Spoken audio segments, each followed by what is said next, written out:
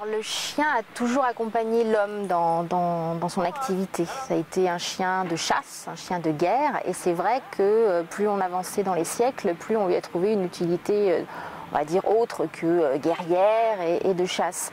Et au XIXe siècle, pour des raisons économiques, on a commencé à atteler les chiens, parce que ça coûtait moins cher qu'un cheval.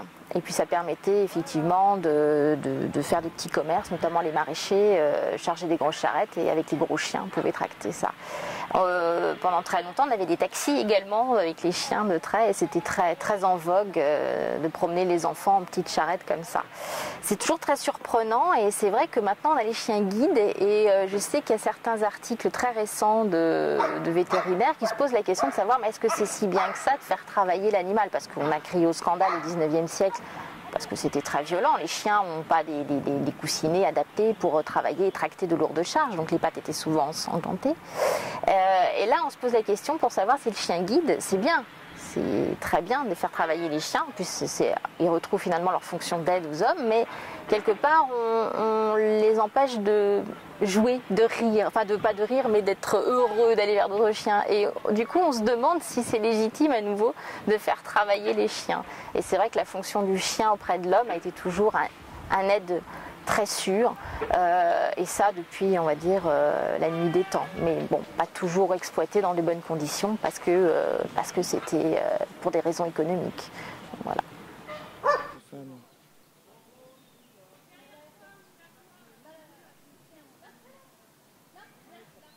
Les penseurs grecs étaient très, on va dire, clivés dans l'approche de l'animal. Certains, effectivement, estimaient que ce n'était que des choses sans raison, sans sensibilité, et donc on en faisait très peu cas. Effectivement, d'autres, comme Pythagore, plus végétarien d'ailleurs, respectueux de l'animal, estimaient qu'au contraire, l'animal était doué d'une âme, avait de la raison, et pour ça, on devait les respecter. Et quelque part, cette dichotomie, cette manière de penser un peu clivée entre ceux qui sont protecteurs des animaux et ceux qui ne l'étaient pas, ça a été tranché malheureusement d'un mauvais sens au XVIIe siècle, puisqu'on redécouvre déjà les penseurs grecs. Alors un petit peu avant d'ailleurs au XVIe avec Montaigne, qui adorait les animaux, qui était en admiration devant les chiens, notamment les chiens guides d'aveugles déjà à l'époque. Et malheureusement, sa théorie de l'animal sensé va s'écrouler face à Descartes, et surtout Malebranche, qui sera le disciple de Descartes le plus zélé, et qui, alors je ne sais pas pourquoi, lui, il en aura après les chiens, qui les comparera pareil à des horloges, qui estimera que dès qu'on leur donne un coup, le moindre bruit, c'est comme le clic-clic d'une horloge, pareil à des horloges. Et malheureusement, c'est resté comme ça. Et je pense que c'est resté encore très longtemps dans l'esprit des gens comme ça, parce que souvent, certaines personnes peuvent s'épancher face à l'animal, être sensibles, on va leur reprocher ou c'est qu'un chien, ou c'est qu'un animal. Et ça, c'est resté pendant très très longtemps. Alors qu'effectivement, sous l'Antiquité, les penseurs étaient déjà un peu clivés, certains étaient beaucoup plus protecteurs et respectueux en général de l'environnement, pas que de l'animal, mais également des plantes. Enfin, c'était tout un environnement, presque des écologistes, je serais tentée de dire, avant l'heure.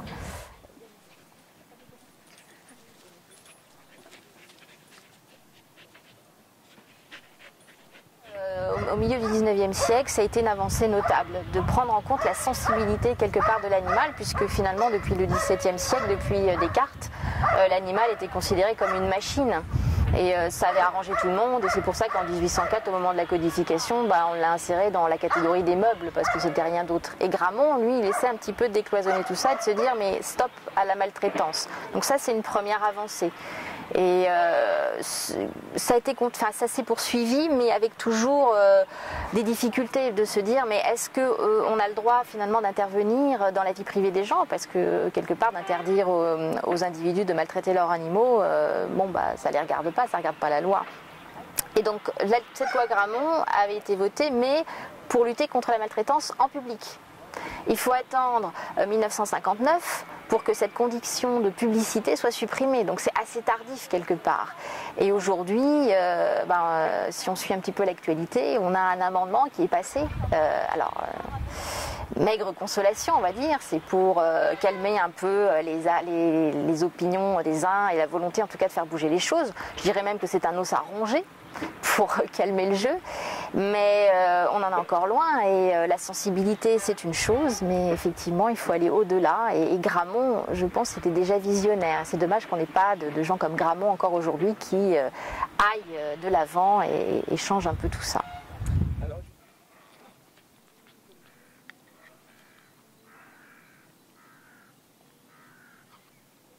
Alors c'est vrai que lors de la rédaction de ce livre, j'ai été confrontée à pas mal de scènes assez violentes, notamment pour le 19e siècle, et certaines nouvelles de Maupassant qui étaient très prompts à croquer finalement ses contemporains et les travers de ses contemporains.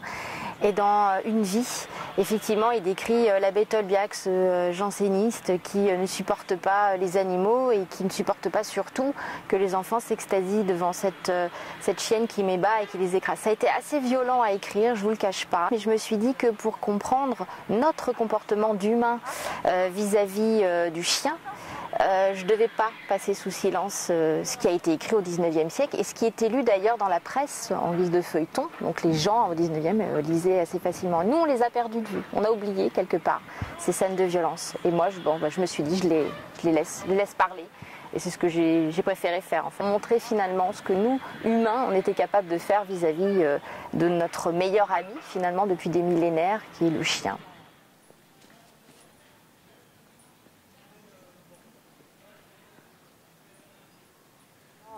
Lorsque François Hollande déclare qu'on ne touchera pas à la législation, que la législation est très bien comme elle est, effectivement, le code pénal réprime toute atteinte, tout mauvais traitement, tout acte de cruauté envers les animaux. Le fait de faire un amendement et d'insérer dans le code civil cette question de la sensibilité, bon, soit, mais c'est pas ça qui pose le plus grand problème.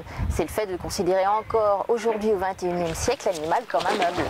Sont meubles par leur nature les animaux. C'est quand même assez aberrant. Alors évidemment, on a tous les défenseurs du code civil, de cette summa divisio comme on dit en droit, composement en droit, où on distingue le monde entre les biens et les personnes, mais rien n'empêche aujourd'hui de distinguer une troisième catégorie, avoir la catégorie des animaux, ça ne changera strictement rien. Alors vis-à-vis du monde agricole et des agriculteurs, c'est vrai qu'on a peur que finalement le mode d'élevage change. Et quelque part, bon, ça c'est aussi peut-être à changer, d'élever des animaux en batterie et puis les maltraiter, bon, bah, ça aussi c'est à prendre aussi en compte.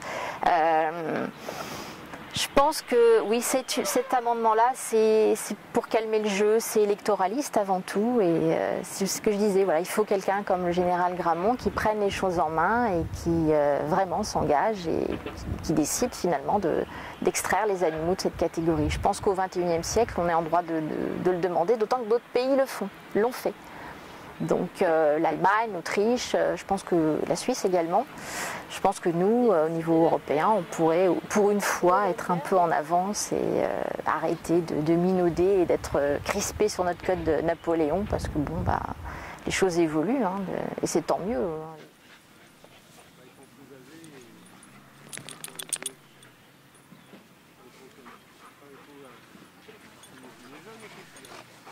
Quand on pense que le code de Napoléon avait été diffusé partout en Europe, je pense qu'on aurait pu au moins diffuser un modèle, celui-là, le bon, de bien traiter, de mieux considérer les animaux. Et ça, c'est quelque chose que finalement on ne fait plus, d'être l'exemple au niveau des lois. On a été l'exemple au niveau des droits de l'homme, on a été l'exemple au niveau de la codification, et puis maintenant on n'est plus l'exemple de rien du tout, je trouve. Et il aurait été bon, quelque part, d'aller de l'avant là. Mais sans volonté réelle des hommes politiques, et il ne se passera rien. Je pense qu'il faut qu'à un moment donné, on arrête de penser que de s'intéresser à la cause animale, c'est mineur. Parce qu'à ce moment-là, il y a toujours évidemment plus important à régler. Je pense vraiment, oui, sortir de cette idée que ce soit une cause électoraliste, c'est de se battre vraiment et de changer les choses. Mais vraiment, non, je reste malheureusement peu optimiste là-dessus et j'ai bien peur qu'au regard du contexte, le contexte social, le contexte économique, on dira toujours qu'il y a toujours plus important comme loi à prendre et quelqu'un qui prendrait une telle disposition bah, se ferait montrer du doigt.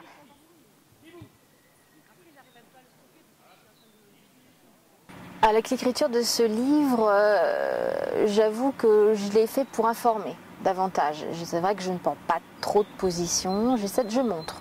Je montre ce qu'il en est, je montre les positions depuis l'Antiquité jusqu'à nos jours. Je laisse un peu un espoir parce que quelque part, je conclus en disant que l'histoire du chien, elle est encore à faire et qu'il y a encore plein de choses à raconter. Mais j'expose les choses. J'avais envie de montrer ce qu'on a tué pendant très longtemps, ce qu'on avait oublié pendant très longtemps. Et si ça pouvait aider en tout cas à faire parler et à faire évoluer, ça serait bien. Mais bon, c'est un grand rêve et ce serait un peu prétentieux de ma part de vouloir absolument être le fer de lance de cette réforme-là.